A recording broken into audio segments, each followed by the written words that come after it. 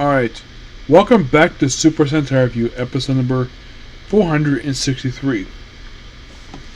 For the first time ever for Super Sentai, I'm actually reviewing a Sentai that is currently on the air. But I decided to do this just so I can get it out of the way and then focus on the other ones.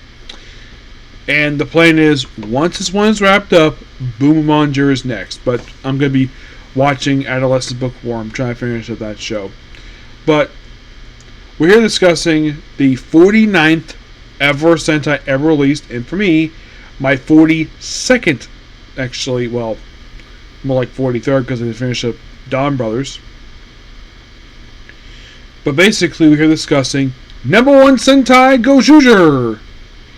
Yep, a series that's supposed to be celebrating 50 years of Super Sentai. But we're discussing a couple things in this one. One was a 2-minute special known as the Super Sentai Universe War number 1 Sentai Gozyuger Episode 0 and the first episode series Savior number 1. Because the whole thing is number 1! Number 1! Number 1! Yes, they constantly say that throughout the main episode. So, the special is this. All of them, they proclaim like this is the final battle of the Super Sentai, where we have all the fucking mechs, mostly anyways, but not all of them, versus this thing known as the Calamity, which in the special makes it look like the clean robots from Gozyuger. And we feature many mecha. The very close-up ones I saw in there was the Boomerang mecha. I only know what this thing looks like because I kind of see images of it. Gozyuger, and many other ones. Yep, and they not doing too well. They're basically losing. And then all of a sudden we have this new mech show up, known as Tengu's Sword, and that pushes back the Calamity. And then, because of the fact that the mecha are dying, so let's basically churn their power into Sentai rings. Yes, seriously, Sentai rings. So, they go off. And then, as for the robots themselves, they basically go to this area that they're in. I'm not going to identify what it is because they haven't got a name for it yet. But it does feature a lot of dead robots. And Tengu's sword and everything else turns to a statue, not moving. And by the way, this special was 2 minutes, and it was done completely in CGI. Yeah. It looked fine. The story basically is very straightforward. And then they repeated the story in the opening episode of the show, where the Calamity looks completely different. Yes, for some weird reason, somebody must have basically told the people who made the show, despite the fact this is supposed to follow from the special, it's like we had to retell the special in the first episode, except we have to change what the Calamity looks like. Now it looks like some giant black beast. While in the case that we're looking, and you think it was a bunch of robots that look like cleaner robots. And then most of the same thing happens. And then we cut to the character who become a Red Ranger. Where this guy's name is... if I can find him here. His name is Haro Tenno. Where he is a convenience store clerk. Yep, a convenience store clerk. Who is very antisocial. He just tries to move along his day, trying to do whatever heck he wants. And then some guy tries to steal corn dogs. Yep. And of course, mentioned, he's supposed to be fired. And then after he takes out the guy who tries to steal from them, instead of giving him a thank you, the manager proceeds to fire him. Yep. Because then we show debut something known as the Half Century Cafe this next time we see him, where it's like, yeah, we're coming up, you have another job interview. I guess you got fired again. Which means that multiple times. And then we have our villain show up, known as Number One Bakudo. What's the name of this people here? It is Number One.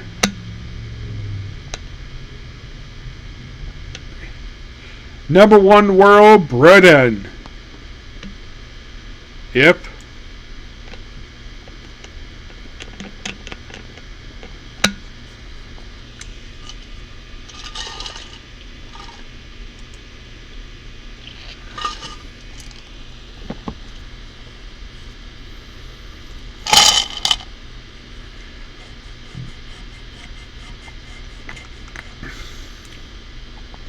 He also summoned his frickin' mecha, known as,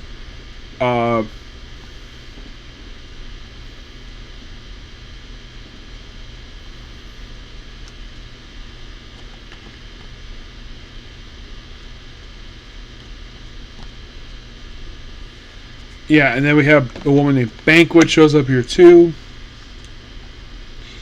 Yeah.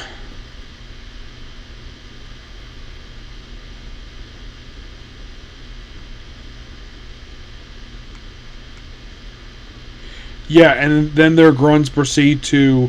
Oh, by the way, the first mecha we have in the first episode is actually not in the first episode. No.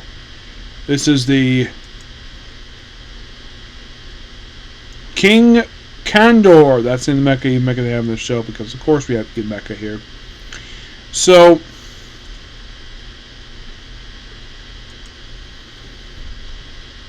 we have grunts known as Casa Bella, one of several. Therefore, is combat AI. Yep.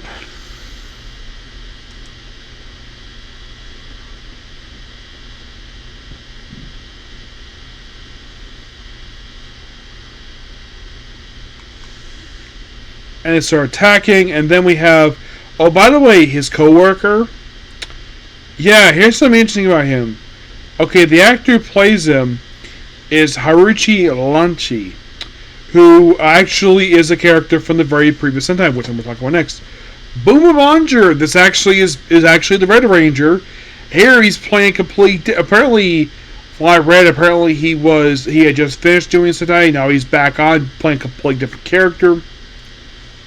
He is now reprising his Boomerang. He apparently is playing a character here known as Natsumi Tatsumi, and we see him morph with Tengu's sword and using a ring, which makes this series the first series of characters we can use rings to morph. First one since Denzi Man, yes, where he proceeds to transform into Red King Launcher. I found this to be interesting. I love the fact they use a sequence from King Launcher. I have read the reason. Okay, so the reason why they chose this one first, because King Launcher is popular, and I gotta admit, smart idea. I'm like, okay, interesting, and we have him basically fighting the grunts with his Tengu sword.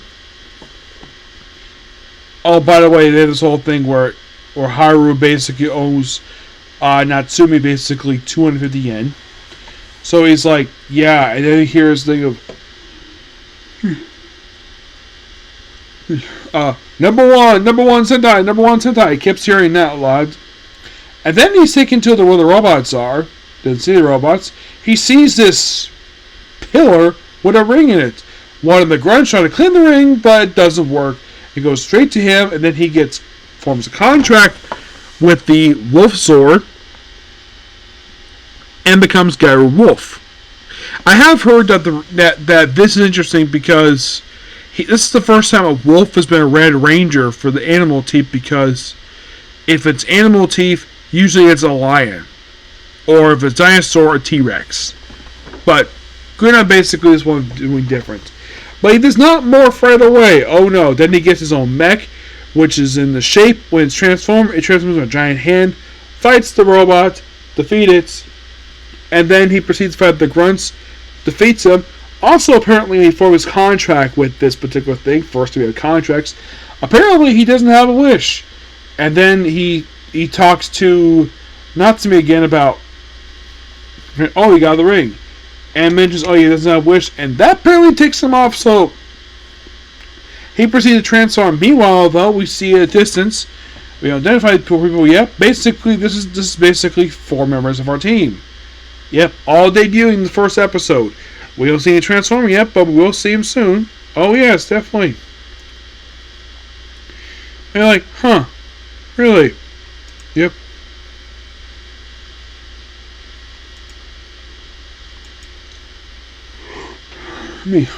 But otherwise, though, really good.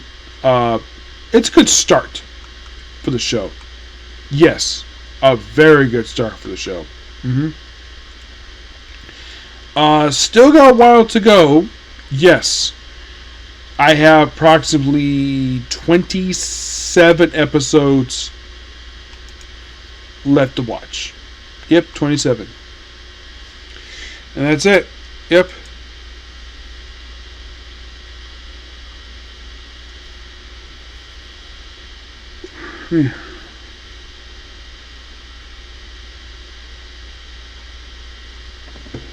Which, this should be interesting. Yep, so yeah, that's the episode review. Please be sure to like, comment, subscribe, turn notifications. Next up, basically, we have is, well, the Rise Your Hero. Okay, let's go. Bye.